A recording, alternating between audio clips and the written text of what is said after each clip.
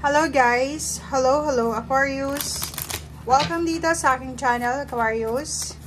Alamin natin kung anong messages, vibration, gabay energy para sa inyong lahat. Ito ay general reading.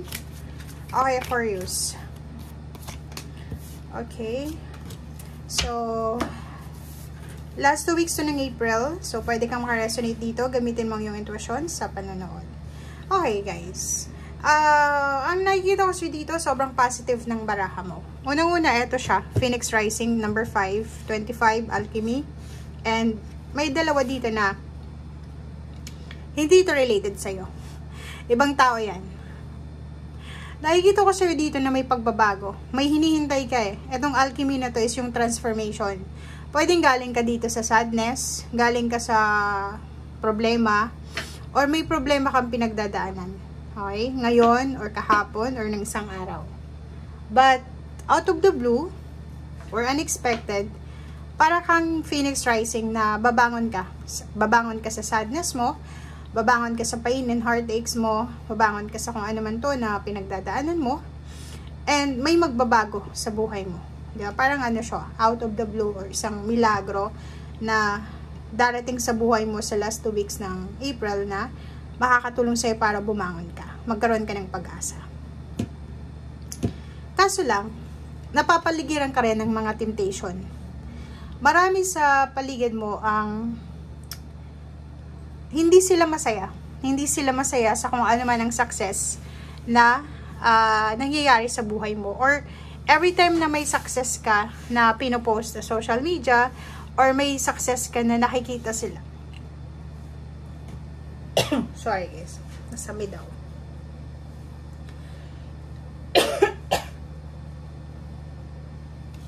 Okay, so kahit anong success na posibleng nararanasan mo, instead na, 'di ba, i-congratulate ka, nalulungkot pa sila.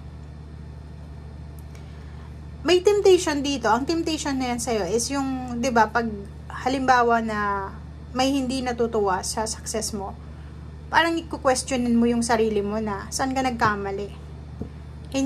Wala ka bang karapatan na maging masaya, maging prosperous, abundant, healthy, magmahal, yumaman, or ano pa mas. Parang ganun. So, ang temptation dito is yung parang i-questionin mo yung tagumpay na nararanasan mo, or i-questionin mo yung pagkatao mo, na yun ang dapat na hindi mo gawin.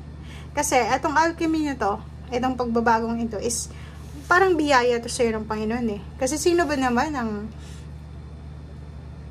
saan ba tayo makakakuha ng strength, ng milagro?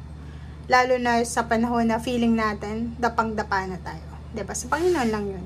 So, deserve mo yan. Deserve mo yung success, yung Phoenix Rising. So, hindi ka dapat nagigilty, and hindi mo dapat parang tinatanong yung sarili mo kung worthy ba itong ginagawa mo, or worthy ka ba sa blessing ko ito, or kano pa man.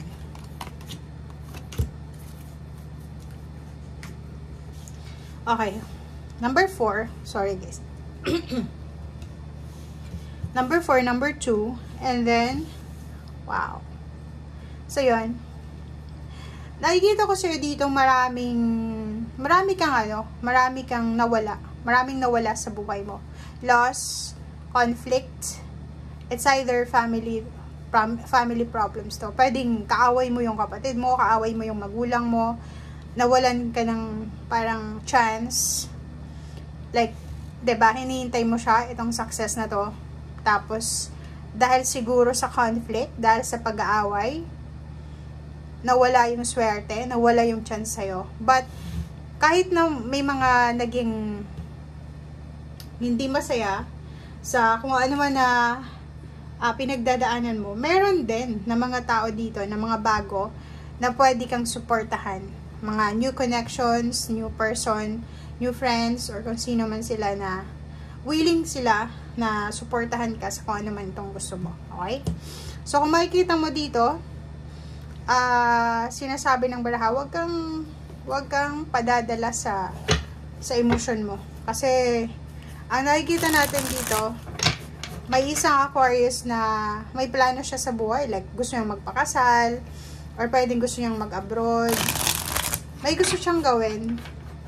para sa sarili niyang freedom. Pero yung mga kapamilya niya, ayaw siyang suportahan. Tapos nalulungkot siya. Kasi, pamilya niya yung strength niya eh. Kaso lang, wala siyang magagawa eh. Ayaw nila. So, sa ibang tao ka, makakakuha ng support mo. Parang ganyan sinasabi ng baraha. Tingnan mo, oh. May mga tao dito, mga bagong kakilala, bagong individual, na susuportahan ka. Sila yung magiging support system mo. Sa kung ano man tong gusto mong simulan. Sa either business, work, travel, pag-aasawa. And wag mo nang hintayin or wag mo nang pilitin pa yung mga taong ayaw na sa'yo. Kasi itong 8 of water na to, sinasabi na move on. Move on, let go, let God, let it flow. Diba?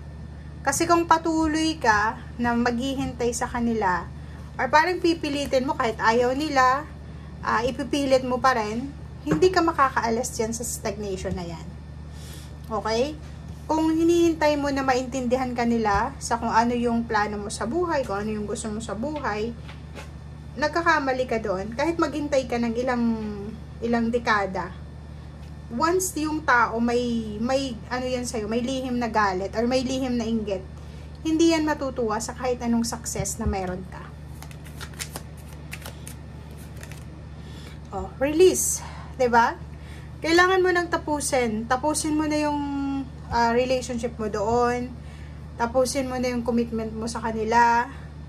And pagbabago, alchemy, transformation, and freedom. Dito ka na mag-focus. 'Di ba?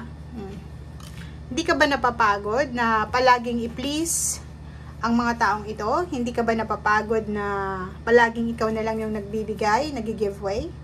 Kasi sa baraha mo, sinasabi dito na palagi na lang daw ikaw. 'Di ba? So, ngayon, dun ka sa pangarap mo. Mag-ipon ka ng pera para sa sarili mo and para sa, kung halimbawa gusto mong bumuo ng pamilya, planuhin mo ito ng maayos. Siguro ngayon, may mga taong hindi ka susuportahan, pero pag nakita nila kung gaano ka consistent, darating ang araw, susuportahan ka nila. Sila mismo yung parang lalapit sa'yo. Okay? So, take care of your body kung pregnant ka. Okay, kasi ang nakikita natin dito, pwedeng yun. May isang Aquarius na buntis, hindi matanggap ng pamilya niya na nabuntis siya. Or lalaki ka, nakabuntis ka. So, if ever man yun ang dahilan ng pagtalikod sa'yo ng mga kapamilya mo, sinasabi ng barahan na priority mo muna ngayon kung ano yung priority mo. Okay? So, thank you guys and see you again. Bye!